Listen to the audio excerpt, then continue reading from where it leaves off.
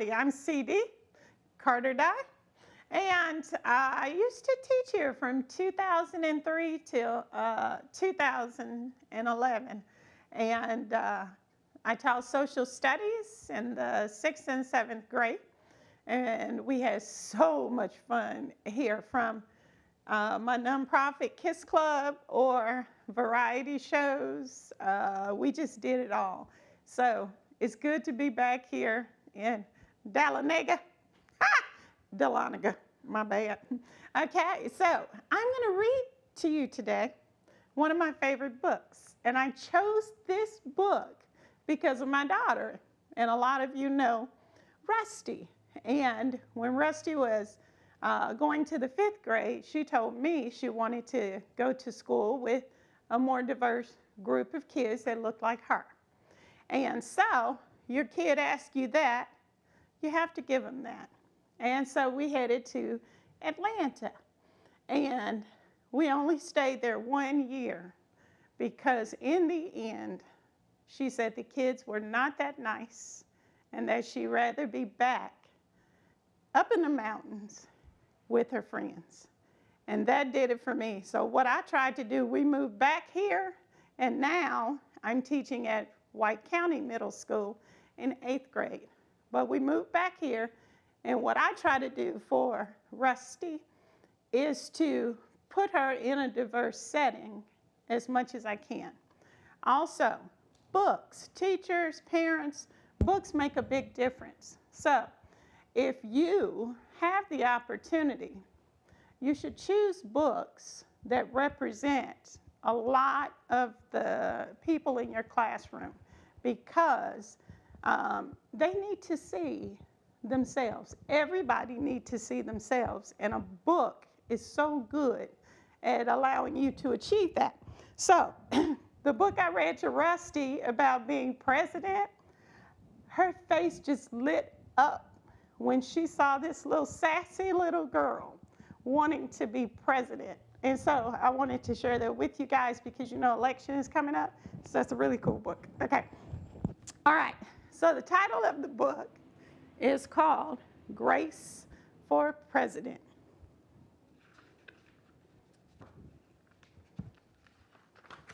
Okay. So if you look here, you see all these men, old men. And of course, little sassy Grace is looking over and she's like, wait a minute, where are the women? So you know she's gonna have an issue with this, right? Okay, all right, let's see what happens. One Monday morning in September, Mrs. Barrington rolled out a big poster with all the president's pictures on it. Grace Campbell could not believe her eyes. Excuse me, where are the girls? That is a very good question, said Mrs. Barrington. The truth is, our country has never had a woman president. Grace sat at her desk and she stewed. No girls? Who'd ever heard of such a thing? Finally, she raised her hand. Y'all know what she's gonna say, right? Yes, Grace. I've been thinking it over, and I'd like to be president. Well, I think that's a star-spangled idea, Grace, said Mrs. Barrington. In fact, we can have our own election right here at Woodrow Wilson Elementary. The snickering in the room stopped. Grace smiled. Would anyone else like to run for president? Mrs. Barrington asked the class. Nobody raised their hand. Becoming president was going to be easy, Grace thought, because nobody's going to run against that Grace. The next day, Mrs. Barrington made an announcement. In the name of democracy, I have invited Mr. Waller's class to join our election. Their class has nominated Thomas Cobb to be their president candidate. Oh my goodness, look at Grace's face. Grace's heart sank. Thomas was the school spelling bee champ. His experiments always took a blue ribbon at the science fair, and he was the captain of the soccer team. Becoming president was not going to be easy after all, Grace thought.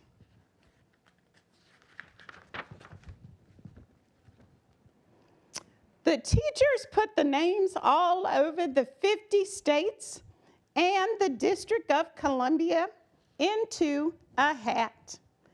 Everyone except Grace and Thomas got to choose a state. I'm Texas, said Anthony. I'm New Hampshire, said Rose. I'm Michigan, said Robbie. What does the number 17 mean? Each state is assigned a number of electoral votes. The number is determined by how many people live in that state, said Mrs. Barrington.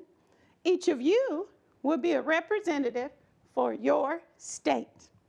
Altogether, our country has 538 electoral votes, Mr. Waller explained. On election day, the candidate who receives 270 electoral votes or more wins the election. Why 270, said Rose. That's more than half of all the electoral votes, Mr. Waller said. Becoming president really wasn't going to be easy, Grace thought. Grace came up with a campaign slogan. Thomas came up with a campaign slogan too. Grace listened to what issues were important to the students, and she made a list of campaign promises. Check this out. A peaceful school, no bullies, a cleaner school, no littering, better hot lunches, no more fish stick tacos. But check out Thomas. Thomas made up his own list of promises. Free tutoring, free soccer lessons, fish stick tacos every week. Grace made campaign posters and buttons. Thomas made campaign posters and buttons too. Each week, the teachers set aside time for the candidates to meet with their constituents. Polls were taken, and voters were making their own choices. But look what Grace did, guys. Grace continued to campaign. At recess, she gave speeches. During lunch, she handed out free cupcakes. After school, she held rallies. Now, look what her opponent did. Okay? He had cleverly calculated that the boys held slightly more electoral votes than the girls. So Cobb thinks that he has this sealed because there are more boys than girls. At recess, Thomas studied his spelling words. He didn't have time to get to know his constituents. During lunch, he worked on his latest science experiment. And after school, he played soccer. No worries, there are more boys than girls. Even before the election, Grace made good on her promise. She joined the safety squad. She organized the school beautification committee, and she volunteered her time in the school cafeteria. Y'all look at Grace. Grace is tired, but she's still happy. In early November, Woodrow Wilson Elementary hosted a special Election Day assembly. Grace and Thomas took their places on stage as the school band played. Henry was the first representative to approach the microphone. The Yellowhammer State of Alabama cast 9 electoral votes for Thomas Cobb. Fletcher said, the last frontier state of Alaska cast just 3 electoral votes for the best man, Thomas Cobb. Hannah called out, the Grand Canyon state of Arizona cast its 10 electoral votes for Grace Campbell. And so it went, state after state after state cast their electoral votes. The scoreboard in the gymnasium kept track of the totals.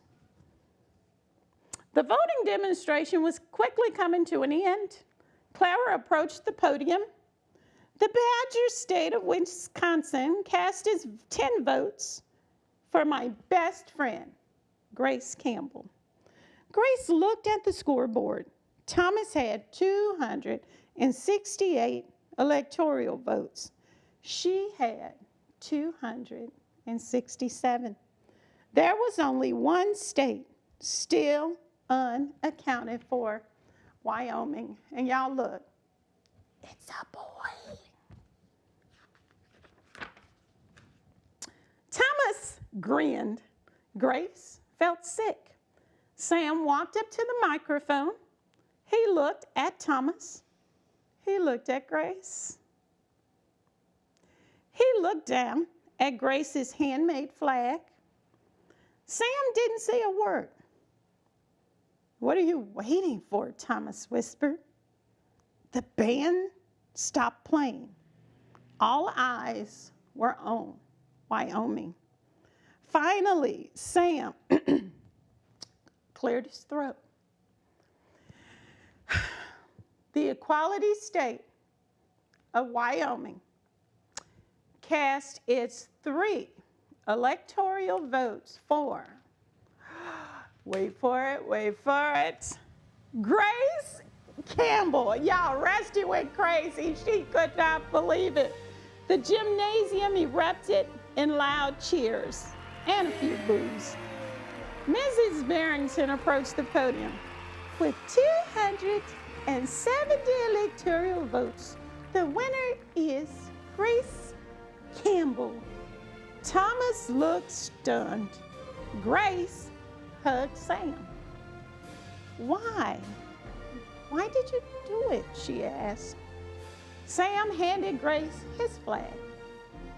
Because, he said, I thought you were the best person for the job. And y'all, isn't that a great reason to vote for somebody? Because they're the best person for the job. The following week, the students in Miss Barrington's class were preparing for their career day presentation. Grace volunteered to go first. She stood at the front of the room and glanced at the poster still hanging on the wall. And she said, my name is Grace Campbell. And when I grow up, I'm going to be president of the United States. Now, of course, Rusty don't want to be president of the United States, but it's still a really good story, okay? And with the election season coming up, I kind of thought it was appropriate. So anyway, if you ever have the chance to pull out a book, teachers and parents and anybody that's reading to someone, don't forget to add a little color to what you read. Thank you.